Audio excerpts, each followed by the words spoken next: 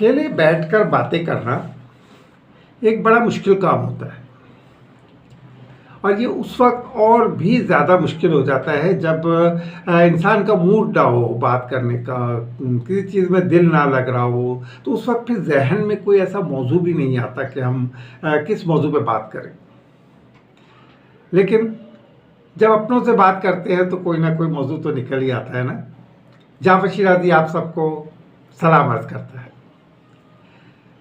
मैंने पिछले किसी व्लॉग में आपको बताया था कि हमारे यहाँ एक फ़कीर आया करता था, जिसे हम हर जुमेरात को वो आता और हम उसे पैसे दिया करते थे। तो बड़ा वो अपनी ज़बान में, पश्तो ज़बान में दुआएं देकर और चला जाता था। एक दफ़ा हुआ ये कि साहब वो खुले पैसे नहीं थे हमारे पास, क्या वजह थी, तो हमने उसे मना कर दिया, हमने पैसे नहीं दिए उसको। तो वो उसने हाथ उठाया और आसमान की तरफ देखते हुए उसने जो है पश्तो ज़बान में पता नहीं क्या क्या ज़ोर ज़ोर से बोलने लगा। हम बड़े इम्प्रेस हुए थे इस बात पर कि भाई हमने पैसे नहीं दिए, उसके बावजूद ये हमारे लिए कितनी दुआएं कर रहा है और डायरेक्ट अल्लाह ताला से की तरफ, आसमान की तरफ मुँह करके हमारे लिए दुआ कर रहा है। वाह वाह, कितना अच्छा इंसान है। हमें अफसोस हो रहा था कि हमने पहले से पैसे अरेंज करके क्यों नहीं रखे। इतने में बराबर का चौकीदार जो था वो भागता हुआ आया, वो समझा कि यहाँ कहीं लड़ाई हो गई है हमारे यहाँ। वो आया तो उसने उसको फ़कीर को देखा तो वो वैसे ही हाथ खड़ा करके और दुआएं मांग रहा था, तो उसने उसको आके डांटा उसको। और तो उस पर हमें गुस्सा आ गया। हमने कहा भाई तुम क्यों डांट रहे हो, ये हमें दुआएं दे रहा हो, तुम डांट रहे हो उसको। तो उसमें उसने कहा कि साहब ये आपको दुआएं नहीं दे रहा है, ये आप ये हाथ ऊपर उठा के आपको बद्दुआएं दे रहा है, आपके पैसे नहीं दिए ना शायद इसको। उसने कहा हाँ पैसे हमने नहीं दिए। बोले ये आप लोग को बद्दुआएं दे रहा है अपनी ज़बान में, पश्तो ज़बान में आपको बद्दुआएं भी दे रहा है और गालियाँ भी दे रहा है। मैं तो इसी वजह से भागता हुआ आया कि पता नहीं शायद लड़ाई झगड़ा हो गया। तो फ़कीर हर तरह के होते हैं और आजकल आपको पता है कि रमज़ान है। रमज़ान में तो पता नहीं कहाँ कहाँ से लोग, कैसे कैसे लोग आ जाते हैं। मुझे तो वो भी एक फ़कीर याद आता है कि बस में हम सब बैठे हुए थे, वो चढ़ा, हाथ में एक सफ़ेद कलर की छड़ी थी और जवान लड़का था और आंखें बड़ी नेमत है और पल के झपकाता हुआ पूरी बस में लोगों ने, ज़ाहिर है एक जवान यंग लड़का अगर उसकी आंखें ना हो तो ऑटोमेटिकली दिल में एक हमदर्दी सी होती है। सब ने उसे कुछ ना कुछ पैसे दिए। उसके बाद वो जब नीचे उतरा तो इत्तेफाक की बात है कि मेरी नज़र उसी के ऊपर थी। वो भागता हुआ जो है आया और भागता भागता भागता भागता दूसरी बस में बैठ गया। अब एक नाबीना शख्स भागता हुआ तो कभी नहीं जाता, और बल्कि रास्ते में जाते हुए किसी ने उससे पूछा कि फ़लानी जगह कौन सी बस जाएगी। तो उसने उसको बताया कि वो पीछे आ रही है ना, वो फ़लानी बस, वो जाएगी वहाँ पर। तो इस तरह से हमारे इस मुक़द्दस महीने पर इस जज्बे को, जो हमारे पाकिस्तानी कौम तो वैसे भी बहुत ही माशाल्लाह सखावत में बहुत मशहूर है, तो इस जज्बे को जो है लोग नाजायज़ फ़ायदा उठाते हैं। तो कुछ हमें भी सोचना चाहिए, हमें भी सोचना चाहिए कि हम इन प्रोफेशनल भिखारियों से जो है ना बचें। हमें, हमारे लिए ये बड़ा बेहतर होगा कि हम किसी ऐसे इदारे को पैसे दें जो कि हमारे सामने, जिसे हमें पता हो कि वो किसी के लिए कुछ कर रहा है।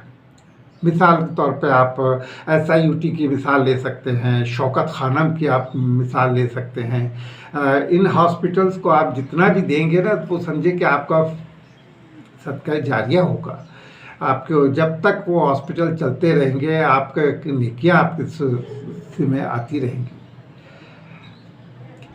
उसके अलावा मैंने आज ही किसी ने मुझे एक वीडियो भेजी थी, तो उसमें मैंने देखा कि एक बेहतरीन किस्म का एक आइडिया आया, और वो ये था कि मोहल्ले की किसी दुकानदार से हम अगर पूछते हैं कि साहब आपके पास, ख़ासतौर पर मैं गरीब के बात कर रहा हूँ, जो गरीब इलाके हैं छोटे, तो वहाँ उन दुकानदारों को पता होता है कि कौन लोग ज़रूरतमंद हैं, किनका उधार चल रहा है, बेचारे किस हालात में होते हैं और वो उधार चुका नहीं सकते। उधार में माल सामान देना भी उनके लिए ज़रूरी होता है ज़िंदा रहने के लिए। तो ऐसे दुकानदारों से हम अगर कांटेक्ट करें और उनके ज़रिए हमें पता चले कि साहब फलाना जो शख्स, फलाने लोग जो हैं उन्हें उधार लेने की वजह से बेचारे बेबस हो चुके हैं, तो हम उनका कर्जा क्यों ना उतारें, उनके लिए कोई ऐसे मुस्तकिल आमदनी का ज़रिया क्यों ना हम बन जाए कि ज़िंदगी भी हमारी सुकून से गुज़रे और उनकी ज़िंदगी भी सुकून से गुज़रे, और सिर्फ यही नहीं, आखिरत भी हमारी बहुत अच्छी रहे। तो कोशिश ये करें कि आपका जो भी पैसा है वो ऐसे लोगों को आप दें जो कि वाकई इमदाद के मुस्तहिक हैं। और ये छोटी छोटी रकमें भी हम जो देते हैं ना, ये जो प्रोफेशनल फ़कीरों को, और हम सोचते हैं कि हमें जन्नत पे 220 गज़ का प्लॉट मिलेगा, तो वो हम किसी का हक मार के उनको देते हैं, प्रोफेशनल लोगों को जिनका काम ही भीख मांगना होता है। ऐसे भी इलाके हैं हमारे यहाँ कि जहाँ ना मर्द वहाँ के काम करते हैं, ना औरतें काम करती हैं, ना जवान लड़के काम करते हैं। वो बस उनका यही है कि सुबह निकल जाते हैं, भीख मांगते हैं, दोपहर का खाना किसी खैराती इदारे के बाहर लंगर खाने में बैठ के खा लेते हैं, और फिर शाम को अपने घर लौट आते हैं जो पैसे जमा करके, और ये सारा मामला हो जाता है।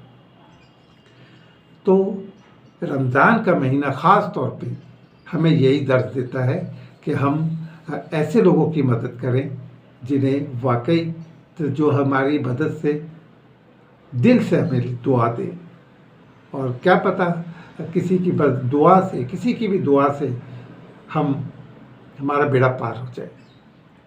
तो आज मैं यही सोच रहा था कि मैंने बाहर निकला तो एक हुजूम था लोगों का, भिखारियों का, कोई इधर से आ रहा है, कोई उधर से आ रहा है। तब मैंने सोचा कि क्यों ना मैं आपसे भी इस बारे में बात करूं, डिस्कस करूं कि भाई ये इन लोगों को पैसे देकर अपने आपका अमाल में अच्छाई नहीं होगी, पैसे उनको दे, चाहे कम क्यों ना हो, लेकिन जो वाकई वो इदारे जो कि गरीबों के काम आते हैं, वो लोग जो गुर्बत के अंधेरों में डूबे हुए हैं जिनके, लेकिन उनके लिए भी आप कोशिश ये करें कि उनके लिए कोई ऐसा मुस्तकिल सिलसिला चलता रहे कि आपका जो भी रकम है जो आपने निकाली हो, अपनी ज़कात की रकम, बड़ी रकम भी हो तो वो बड़ी रकम आस्ते आस्ते उनके पूरे साल के लिए भी उनमें काम आ सकती है।